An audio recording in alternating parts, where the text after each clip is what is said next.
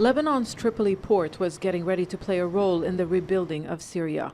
A few kilometers from the border, it's well placed to become a logistics hub for local and international companies.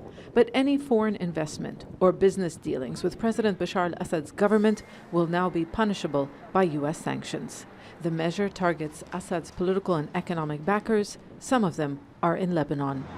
I think it will be very difficult for Lebanon to keep maintaining his relationships with the Syrian regime. It will be difficult. They will not be able to reconcile as before. Syria is the only functioning land border Lebanon has. Trade might be affected.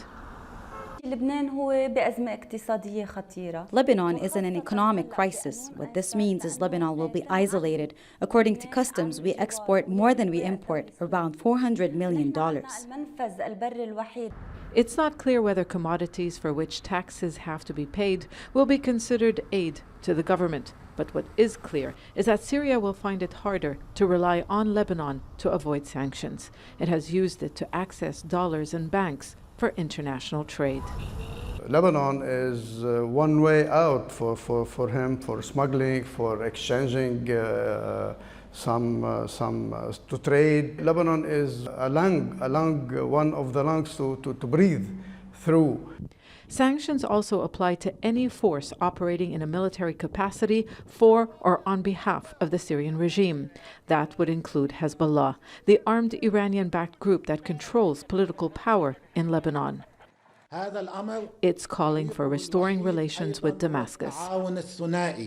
Lebanon is in a difficult position. The government risks sanctions if it supports Syria's collapsing economy or doesn't move away from the Syria-Iran camp. Talks with the International Monetary Fund for much-needed financial aid to help deal with a deep economic crisis will also be affected. Authorities will be required to stop the smuggling of goods like fuel and wheat into Syria, which the United States believes is helping Assad's government survive. The new sanctions may not be directed at Lebanon, but Lebanese business owners, companies, politicians, even the state could be targeted. Zeina, Khodr, Al Jazeera, Beirut.